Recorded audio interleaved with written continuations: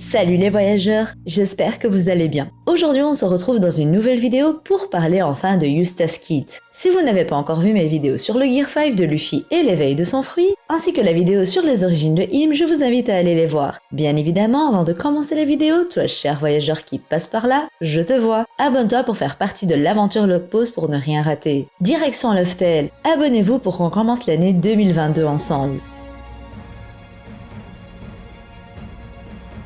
Kid est l'un des 11 supernovas et il nous a été introduit à Chapondi au chapitre 498. Il détient le Jiki-Jiki no Mi, fruit du magnétisme, et il est le capitaine des pirates de Kid constitué de personnages tels que Killer, Hit et Wire. Il est l'un des rares détenteurs du Haki des rois et est l'un des rivaux principaux de Luffy dans la course pour faire tomber les empereurs et devenir le roi des pirates. Kid a toujours été mis en rivalité avec Luffy, que ce soit à Chapondi ou à Wano Kuni. Même si nous n'avions pas suivi son parcours, il a tout comme Luffy évolué et est devenu plus fort avec l'ellipse. Ce dernier s'est même attaqué à 3 empereurs. En premier Shanks, une bataille dont il finira avec un bras en moins. Ensuite Big Mom, il a blessé un des Suite Commanders et a réussi à prendre ce qu'il voulait. Et pour finir Kaido via une alliance avec Appo et Hawkins où il finira prisonnier du Don après avoir perdu. Il affronte en ce moment même une Big Mom plus puissante que jamais avec l'aide de l'Aube et est bien déterminé à gagner. À Wano Kuni, une rivalité entre Kid et Luffy a été développée lors de leur emprisonnement à Udon.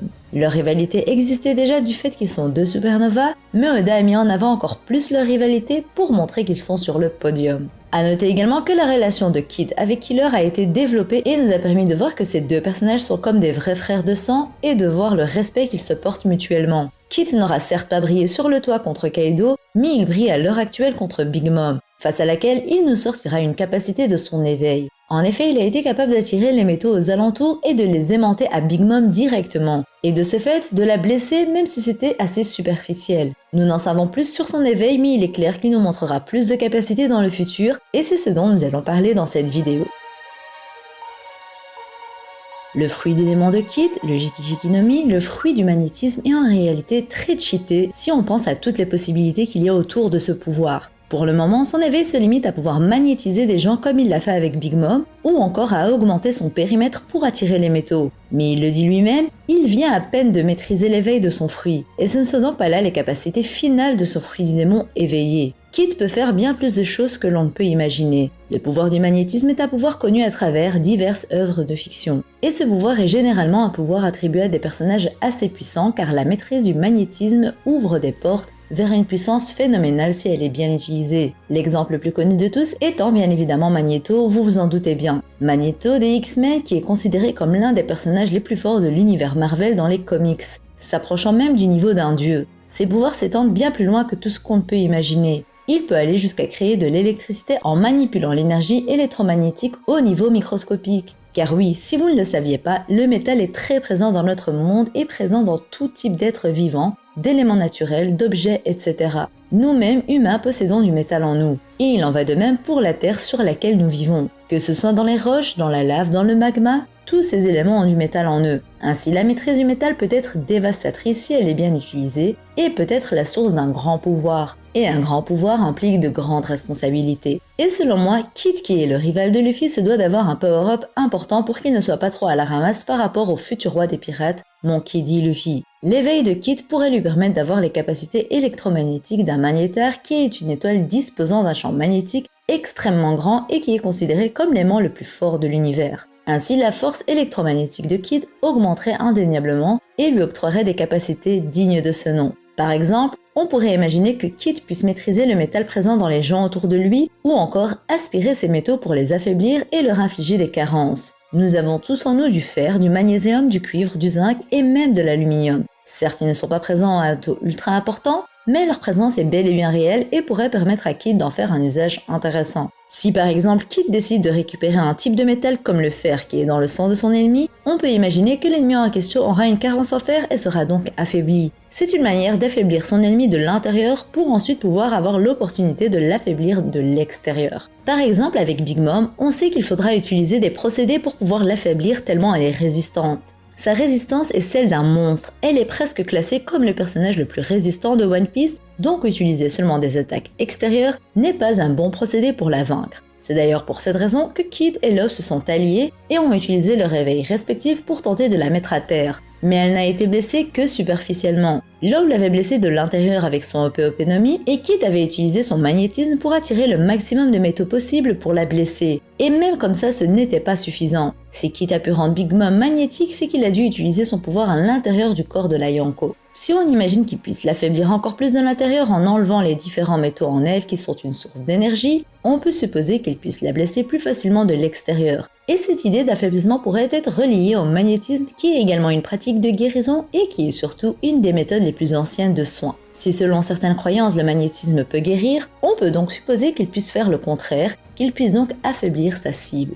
Cette idée m'est venue justement en voyant les actions de Magneto qui dans le film X-Men 2 s'échappe d'une prison de plastique en extrayant du métal qu'un gardien de prison avait. Certes, dans ce film, Mystique avait injecté une certaine quantité de métal dans le gardien de prison, mais c'était pour que Magneto ait assez de métal pour s'enfuir. Si on part du principe que cette technique doit être utilisée pour affaiblir l'ennemi, Kid n'aura pas besoin qu'un métal externe soit injecté en Big Mom vu que le but est d'extraire les métaux déjà présents en elle. On peut aussi penser à une nouvelle technique qui permettra à Kid de pouvoir faire bouger son ennemi en maîtrisant justement les métaux présents dans le corps de ce dernier. Bon, vu la tonne que pèse Big Mom et vu le peu de grammes que pèsent les métaux dans son corps, je doute que Kid puisse la faire bouger comme une marionnette, mais ça reste une possibilité intéressante. Avant de passer à une autre théorie sur le futur pouvoir de Kid, on peut vite fait parler du fait que Kid puisse maîtriser le sang, vu que dans ce dernier se trouve du métal, principalement du fer, mais bon, cette maîtrise du sang est intéressante que dans un contexte où le sang est vraiment présent, ce qui n'est pas le cas dans One Piece. Et bien évidemment, on pourrait parler de la maîtrise de l'électricité par l'intermédiaire des champs électromagnétiques, mais je doute personnellement que Kid maîtrise cet élément, même si ça reste une possibilité, vu que des personnages tels que Kaido et Big Mom maîtrisent la foudre, même s'il n'est pas au premier abord relié à leur fruit du démon.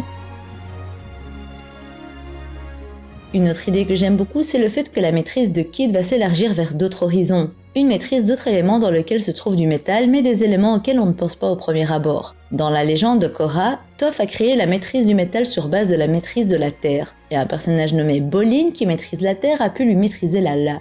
Ainsi, on peut se dire que Kid, qui maîtrise le métal, peut maîtriser la terre, vu qu'elle contient du métal. Il est en effet intéressant de se dire que pour l'instant, Kid attire les métaux qui sont visibles au premier coup d'œil. Des armes, des épées, des poutres en métal, des objets dont l'élément principal est visible, et le métal. Mais qu'en serait-il s'il venait à maîtriser la terre et la roche dans lesquelles se trouve du métal bien caché? Il aurait bien plus d'éléments de combat et ça pourrait lui être utile dans un environnement où il n'y a pas tant de métal que ça. Jusqu'à maintenant, Kid est bien entouré d'armes ou d'objets métalliques, mais estimons que ce ne soit pas le cas. Il pourrait utiliser donc les éléments naturellement composés de métal comme les roches et la terre. Et je trouve que ce pouvoir serait intéressant dans l'optique où ça reste un paramécia de manipulation, mais on penserait que ce serait un tout autre type de pouvoir. À noter en plus que l'éveil de son pouvoir pourrait même lui permettre de maîtriser la lave, et oui, vous avez bien entendu. Si le périmètre de la maîtrise de son fruit s'étend jusqu'à 6 pieds sous terre, Kid pourra maîtriser la lave qui contient du métal. Récemment, on a vu que le périmètre de son éveil s'étendait plus loin qu'auparavant, et Kid a préféré attirer les métaux de très loin de manière horizontale. Mais s'il décidait d'attirer les métaux qui sont dans les profondeurs de l'île, dans la terre,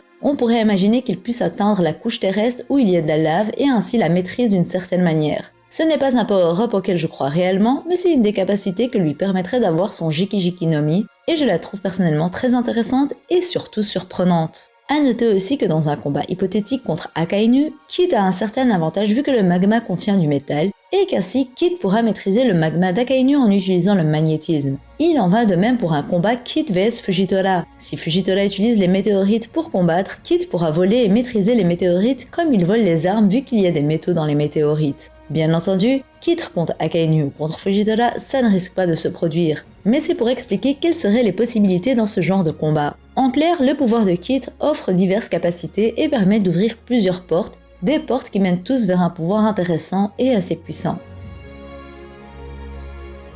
Comme précisé en début de vidéo, Kid est actuellement en plein combat aux côtés de Law face à Big Mom, une des Yonko est selon moi la plus résistante de toutes. Il s'agit du combat dont l'issue est la plus improbable dans cet arc, car si pour tous les autres combats on se doutait d'une victoire du côté de l'alliance des Mugiwara et Samouraï, dans ce combat qui oppose Big Mom à Law et Kid, la victoire de l'Alliance n'est aucunement assurée. Si Kid et Law montrent une meilleure maîtrise de l'éveil de leurs fruits, je pense qu'ils pourront peut-être gagner contre Big Mom. On sait que Big Mom est très résistante, mais si Kid l'affaiblit de l'intérieur, ils peuvent avoir une chance. Mais est-ce qu'ils auront réellement le temps de maîtriser et de mieux éveiller le pouvoir de leurs fruits du démon? Personnellement, j'ai espoir que Big Mom gagne même si les chances de sa défaite augmentent. J'aurais aimé que dans cette guerre, il y ait des victoires et des défaites des deux côtés. Là, les commandants de Kaido ainsi que les Tobiropo sont vaincus. Bien évidemment, Kaido va être également vaincu par Luffy. De cette manière, si Big Mom perd, ce serait vraiment un coup dur pour l'alliance ennemie, voire même honteux. Même si je comprends le désir de voir Kid et Lop gagner contre Big Mom, je ne veux pas que deux empereurs tombent dans le même arc et surtout j'aurais aimé voir Luffy se battre contre Big Mom, car comme il l'a dit, il veut vaincre tous les empereurs. La meilleure solution pour mettre tout le monde d'accord pour ce combat serait un match nul, ou du moins un combat qui doit s'arrêter à la suite de circonstances extérieures, comme l'attaque du gouvernement mondial par exemple. Je pense que les deux camps seraient plus ou moins satisfaits de ce résultat. Voilà, la vidéo touche à sa fin, j'attends vos retours et comme d'habitude je lis et réponds à tous vos commentaires. Si mon contenu te plaît, n'oublie pas d'activer ton acquis du likement, du partage et de l'abonnement. On est bientôt aux 40K, quelle folie! Et bien évidemment, active la cloche d'or de Chandora, la voix de toute chose vous servira alors de notification. Je compte sur vous et votre soutien. Sur ce, je vous dis à la prochaine et d'ici là, portez-vous bien, bisous!